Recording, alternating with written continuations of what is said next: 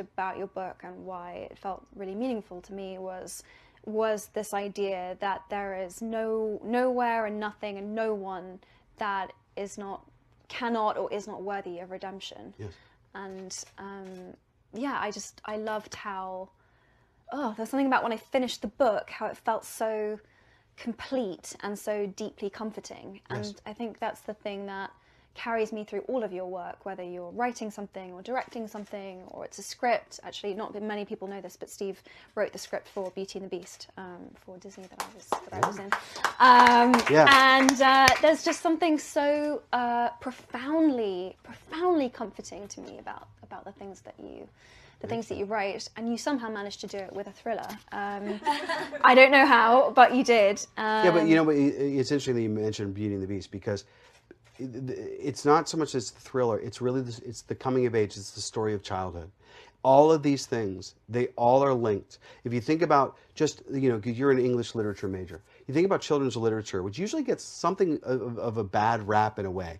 But, not a bad rap, but in other words, on some level, it's not taken as seriously as something like, I don't think a child's author has ever won the Nobel Prize for literature.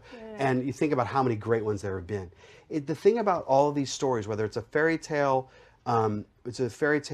or a princess story like Beauty and the Beast, there's the fantasy element. There are all these things, and it's really talking about children, how they see the world, how they relate to the world. Watching Macy and Theo, watching them invent things, it's all kind of part of that world to me. Yeah, and why do you choose? You're right. That is totally the thread. Why do you choose children to explore such adult themes? What can they bring to it that, if you had an older protagonist, they wouldn't be able to do that? I think on some level, because that story I told earlier when I was 12. If my father had said anything else, if I'd taken it any other way, I would have a completely different life. It is such a formative, powerful time.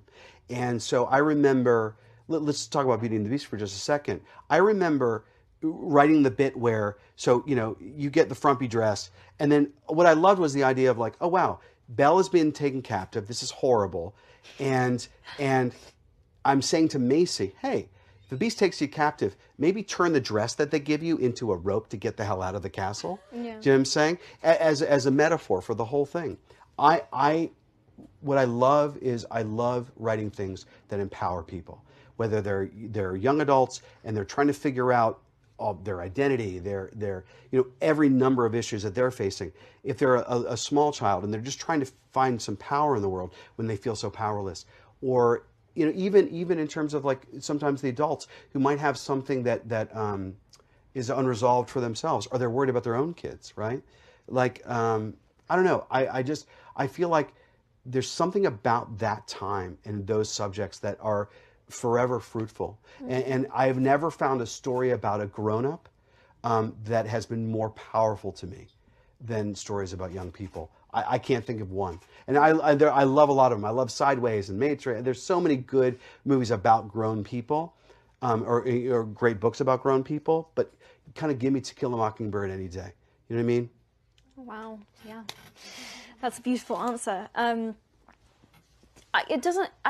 What's amazing to me about you is that you seem to carry that knowledge within you, in the sense that you feel this incredible sense of responsibility, especially to young people that identify with the Perks of Being a Wallflower. I personally know, because I've heard this anecdote or this story from so many young people, that Perks of Being a Wallflower saved their life, helped them recover from a really difficult moment in their lives. But you don't seem to. You respect the importance of it, but you don't carry the weight of it. It just seems like a joy to you to. Well, it's a joy to find the light within the darkness. It's an acknowledgement that there is no light without dark, right? And so if you've known some darkness, which I have, but the thing was, I was always looking for the bright side. It wasn't even discipline. So yeah, God knows. Look, trust me when I tell you. I'm sure Liz is back there going like, yeah, he he carries a little bit of weight. Like, you know what I mean? It isn't all light. But I will say, what I found is the most effective way to tell a story that deals with the things that are normally swept under the rug is through humor, it's through romance, it's through joy, it's through universal experience, it's through the celebration of life, not the ponderance of death. That's how you find it. So yeah, it's not like I'm choosing life. I mean, I'm an optimist by nature, but I also know that it's a great way to tell a story, and I'll always tell it that way. Well, thank you for telling it that way. It's very, yeah, it's been, as I've gone through, I mean, you met me when I was 19, I think, years old, when we worked together for Flex Film Well. Yeah, I think it was, I remember you just gotten your famous pixie cut. Steve met me 2 days after I had shaved the back of my head. Yes. And we met in a hotel. And anyway, yeah, it's I don't know. All of your work has been so. No, but you know what?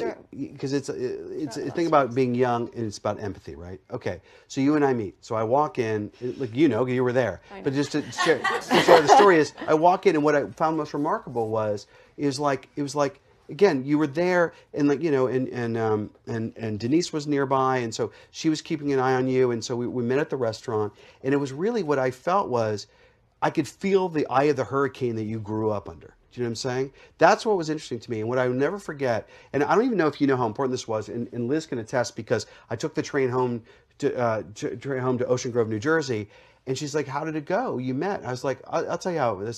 You said to me, I want the person that will keep us all there till 1 a.m. because they just have to get it right.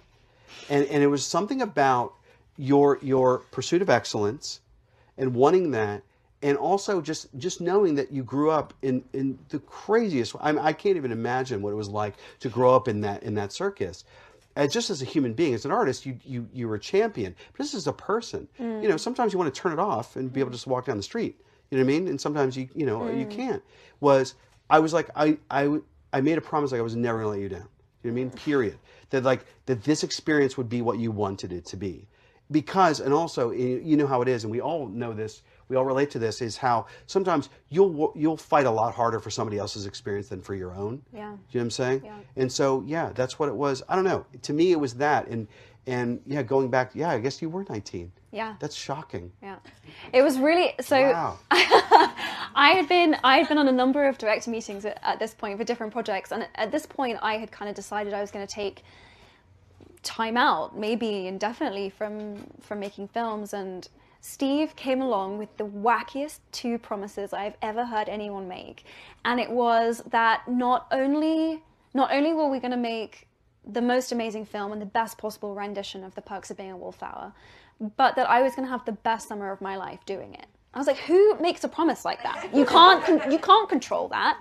I thought it was absurd, but then there was also something about the conviction of this man and the way that he was able to describe every single frame of this film to me and exactly what it was going to look like, that I believed you. And then you bloody delivered. Yeah. I mean, I actually did. I actually had the summer of my life. Oh, and that was the second part of the promise. He was like, you're going to make some of the best friends that you're ever going to make. One of them was you. And then the others was Ezra Miller and Logan Lerman and the rest of that cast, and we did become incredibly close. But I think what endeared me the most and made me want to sign up to your project was that you cared about the experience of making it as much as you cared about the end product. Oh yeah. And not just that, I remember we were in a script meeting and you said, oh, I have to leave now because I have to go and speak to my wife and she's incredibly important to me. And I was like, oh my goodness, I just been around all these executives and other directors who it just appeared as though they didn't sleep or have any kind of life other than whatever their project was. And if they did, they certainly spent all of their time trying to disguise it. And the fact that you openly were like, this film is incredibly important to me, but ultimately my relationship with her, the relationships I have, the experience that we have here as human beings are just as important, if not more important, than the end result. And that as a way of approaching, life, let alone art, was so beautiful to me. And and I've looked for people like you and people to work with like you ever since. And the truth is, there's very few that I can find Well, that are that way. And you're very sweet to say it, but I'll say that like what I learned, I learned it when I was this last month. I was on my book tour. It was like, it's funny, we don't. I think that the meaning of life really comes from the relationships that we have, and it's family. I know that I told you the story a little bit of Stuart Stern, who was my mentor. And he wrote Rebel Without a Cause and Sybil and all these amazing movies. And I remember when he passed away a few years ago, it was, his Emmy wasn't on the you know what I mean? It was like we all went to the hospital and we were all there for him, and it was the people that loved him. It's not all this other stuff. It's really about that thing. And that's why I just believe it because I have too much proof to the contrary. Or I have too much proof that the point of life is life. It's not the accolades and everything else. Yeah. Of all the things that I said about you, and they're all true and they're all amazing, and I'm so, the thing that impressed me the most is always, it's really just, you are a great friend, right? You do all these amazing things, but it's amazing to me is when you turn it off, and you're a person. Yeah. And you know that's, you're trying to help as well. And I don't know, it's just, you've inspired me a great deal over the last 10 years, and I'm glad that I've done the same. Thank you. It's just, and I'll stop after this, but that's the last thing I have to say, but it's just, in an industry so much. We're both like this with compliments. I know, right. But, all right, I'm great, and I'm nice. All right, go ahead. But seriously, in an industry where you're like, oh, maybe you do have to be an asshole to achieve anything, and maybe you do have to elbow people in the face, and maybe you do have to be competitive, and maybe you do have to be this way. It's just like, no, Steve Cheboksy exists, and Steve Cheboksy is the contrary to the rule. He is basically the nicer you are to people, and the more you cultivate and grow people's talent, and the more human you are, and just the more you show up as yourself, the better product, the better thing you're going to create, and the better artist you're going to be. You are basically against the rule that in order to be a successful artist, you have to be some sort of hermit asshole. You do not. This is really exciting and great news. Right. That's my memoir title, by the way, Not a Hermit Asshole. Not a hermit asshole. I've been struggling to find my memoir title. Thank you so much. I'm so thrilled. I was going to call it Hermit Asshole, but now I'm going to go the other way. Good. I'm really glad I could yet again help you to. Enough of my questions. Does anyone here have questions that they want to ask Steve? I'm sure there's probably someone who has something they want to ask Steve. Was there a point writing Imaginary Friends where you got kind of just stuck for a while? Was there a point where I got stuck writing Imaginary Friends? Yes. It took 10 years, obviously. It was many times. There were many times you can ask Liz, you can ask Kelsey Scott, you can ask Ava DeLire, you can ask basically everybody in my acknowledgements page, hey, were there moments when Steve got stuck? Oh, yeah. But what I found was I wasn't going to give up on it because I really thought I had something special with this idea. So yeah, that's the main thing is like, and I tell every young artist, every young writer, actor, you name it, those moments that you get down, you keep putting one foot in front of the other, and it's going to happen for you. You know what I mean? Yeah. I'm curious, after sitting with this story for 10 years, if you see yourself going back into it or adapting it to the screen. Well, yeah, that's a great question.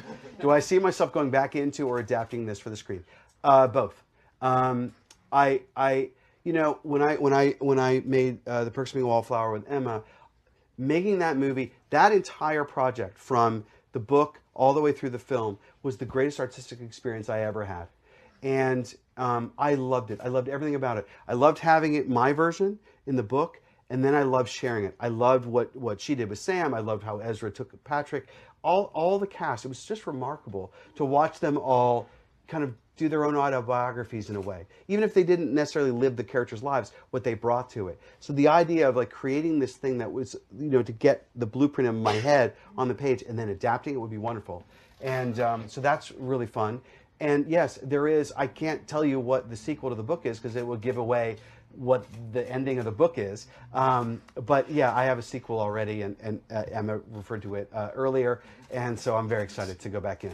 I really didn't know that I was kind of writing my version of the Lord of the Rings. I had no idea. I thought I was going to write like a fun little 250-page yarn that was mixed heart and horror for my wife to love. And next thing I know, 10 years later, I got a doorstop that I love, and there will be more. Yeah, you were. I just wanted to follow on from that gentleman's question of when, in those times where you did feel stuck, what allowed you to stay resilient and keep going? What allowed me to stay resilient and keep going in the moments I was stuck was really, it changed all the time. Sometimes it was my kids or certainly my wife, and also because, I want them to read it someday. And if I don't finish it, no one can read it. You know what I mean? Sometimes it's that simple. It's not even like, oh, wow, if I don't finish this book, 5 years are down the drain or anything like that. I take time very seriously. We only have so much of it. I'm thinking of that fact more and more every day. Sometimes you write a book or you make a movie because you want to be the first person that reads or sees it. I was like, I'm the first person that got to read Imaginary Friend. It was here, and if you believe as I do that, like, so much of this is inspired, so much of this is out there, kind of in the ether, and I don't know why The Boy with the Clouds and this title came to me as opposed to somebody else, but I'm really glad the book exists, and so I get to read it first, and then if I feel it's up to snuff, then I get to publish it and then share it with other people. That's when it gets really, really fun, because I genuinely believe in empowering the reader and other things, but it's not so much like I'm this preacher and this is the message. It's more of like, because that to me implies on some level that there's some kind of hierarchy, when it's not. You go, look, if over the years, the last 20 years, people come up to me, as Emma's referred to, and they talk about what Perks has meant to them as a movie or as a book. I was just on tour, and I had 4 people, as you referenced, who literally looked me in the eye and said, yeah, I didn't kill myself because of your, actually, in this case, movie, which is really remarkable. And so let's just take that as the most extreme version of this thing that I believe, which is,